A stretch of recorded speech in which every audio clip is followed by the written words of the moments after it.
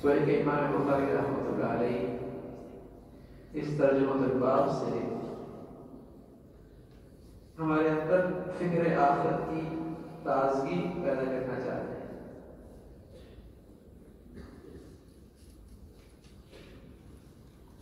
ایک تو یہ جو ترجمہ الباب ہے اس کا بھی ابتدا سے ایک مناسبت ہے کہ وہاں اخلاص کی بات ہوئی، نیت کی درستگی کی بات ہوئی، اور یہاں بتایا کہ اعمال کا اور اقوال کا وزن ہونا ہے۔ تو یہ پیغام ملا کہ نیت اتنی بڑھیا ہے اور عمل میں اخلاص اتنا بڑھیا ہے، اتنا ہی عمل کا وزن بھی بڑھیا ہوگا۔ اکثر عملہ نہیں، احسن عملہ، کس کا معیار اچھا ہے، کس کی کوالٹی اچھی ہے اور وہ اخلاص سے ہے، تعداد کتنی ہے، شکل کتنی بڑی ہے، خلوص ہے۔ اللہ تعالیٰ ہمیں نصیب فرمائے۔ دوسری یہ بات کہ فکر آخرت ساری شریعت بیان کر دی۔ امام بخاری رحمۃ اللہ علیہ کتاب العلم سے، کتاب الایمان سے، اور پھر سارے شریعت کے احکام اور مسائل، اور پھر آخر میں توحید، ساری شریعت بیان کر دی۔ لیکن اس شریعت پہ عمل کرنے کے لیے جو نسخہ اکثیر ہے وہ فکر آخرت۔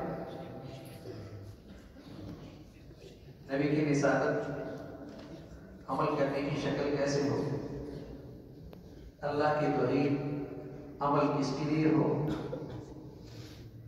لیکن عمل پہ ابھارنا یہ فکر آخرت۔ نبی کی رسالت کہ عمل کا طریقہ کیا ہو، شکل کیا بنے، کیسے کیا جائے، اللہ کی توحید کہ عمل کس کی خاطر ہو، کس کے لیے ہو، کس کی رضا پیش نظر ہو، اور فکر آخرت یہ آدمی کو برانگیختہ کرتا ہے عمل کو۔ اس لیے کہ فکر آخرت کا مطلب یہ ہے کہ اسے جزا اور سزا کا یقین ہے، اسے جزا اور سزا پہ ایمان ہے، اور آپ اپنی پوری زندگی دیکھیں گے تو تمام حرکات اور سکنات کے پیچھے یہی سوچ ہوتی ہے کہ اس سے فائدہ کیا ہوگا، نہ کریں گے تو نقصان کیا ہوگا۔ ہر شخص کی صبح سے لے کر شام تک اور شام سے لے کر صبح تک، دنوں سے لے کر ہفتوں اور مہینوں تک، مہینوں سے لے کر سالوں تک جو محنت ہے وہ اسی سوچ کے لیے گھومتی کہ فائدہ کیا ہوگا اور نقصان کیا ہوگا، کرنے پہ فائدہ کیا ہے، نہ کرنے پہ نقصان کیا ہوگا۔ یہی چیز اسے عمل میں کھڑا کرتی ہے۔ تو فکر آخرت آدمی کو شریعت پہ کھڑا کرتی ہے، شریعت کے احکامات پہ کھڑا کرتی ہے۔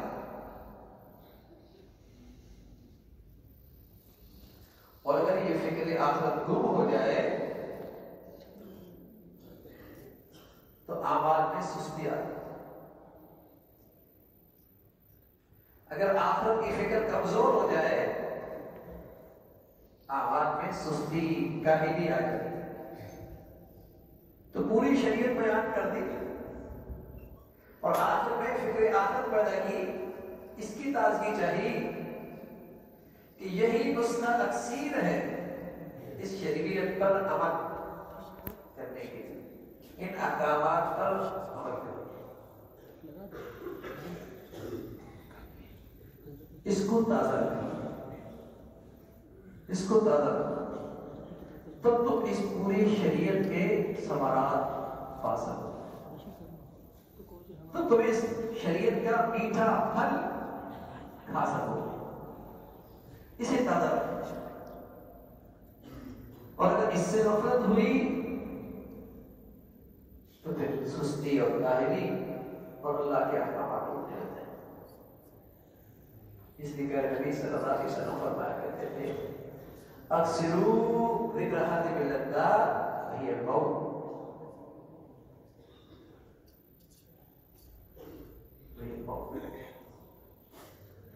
جس طرح تمام بیماریوں کی اور بدعمالیوں کی اور اللہ کی نافرمانیوں کی جڑ حب دنیا ہے، اسی طرح تمام نیکیوں کی تازگی اور نیکیوں پہ آنے کی بنیاد فکر آخرت۔ حب دنیا رقص کلی خطی ہے، تو اسی طرح فکر آخرت کی ساری شریعت زندہ ہو سکتی ہے اگر وہ نظروں سے اوجھل ہو جائے، دل سے اس کا تصور ختم ہو جائے، اس کا دھیان نہ رہے، پھر اس انسان یہ انسان بیچارہ انسانیت کے دائرے سے بھی نکل جاتا ہے۔ بل تؤثرون الحیاۃ الدنیا، یہ تمہاری بیماری کی جڑ اور اس کا علاج اور اس کی دوا والآخرۃ خیر وابقیٰ، یہ اس کا علاج ہے۔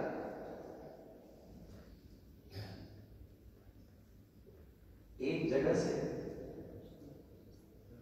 آمدنی ایک کھیت سے 1000 روپے ہوتی ہے اور ایک کھیت سے آمدنی 1,00,000 روپے ہوتی ہے، اور جہاں سے جس کھیت سے آمدنی 1000 روپے ہوگی وہ پائیدار بھی نہیں، اور جس کھیت سے آمدنی 1,00,000 روپے ہوتی ہے وہ پائیدار بھی ہے۔ تو اب بتائیے عقل مند آدمی، دانش مند آدمی، شعور رکھنے والا شخص کس نیت پڑی ہوتی ہے؟ تو بس اوقات اس کا یہ عمل اپنے اخلاص کی وجہ سے اور اپنے خلوص کی وجہ سے بڑی بڑی محنت کی شکلوں پر بھاری ہو جاتا ہے۔ اخلاص سے کوئی عمل چھوٹا رہتا نہیں، چاہے وہ شکل کے لحاظ سے کتنا ہی چھوٹا کیوں نہ ہو، لیکن خلوص اسے پہاڑوں سے زیادہ وزنی بنا دیتا ہے، چٹانوں سے زیادہ وزنی بنا دیتا ہے۔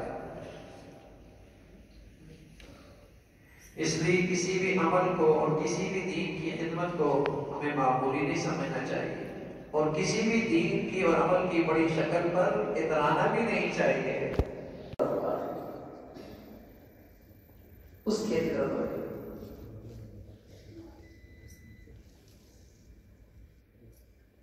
اس مادیت پرستی کے اس دور میں،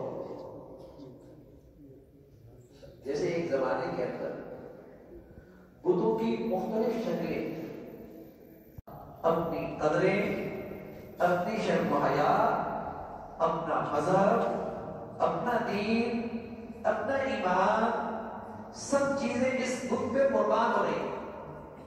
یہ نئی دنیا کا ایک نیا بت ہے اور میں سب بہ رہے ہیں۔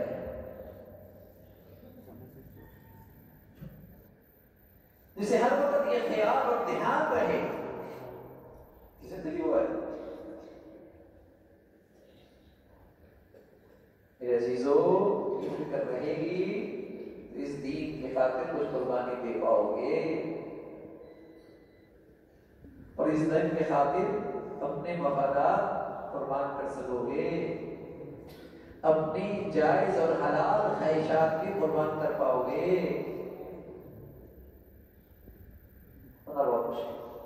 ورنہ یہ بڑا گھٹا راستہ۔ تو امام بخاری رحمۃ اللہ علیہ آخر میں جانے والے طلباء کو یہ نصیحت کر رہے کہ ہمیشہ اپنے اندر فکر آخرت پر تازہ رکھنا،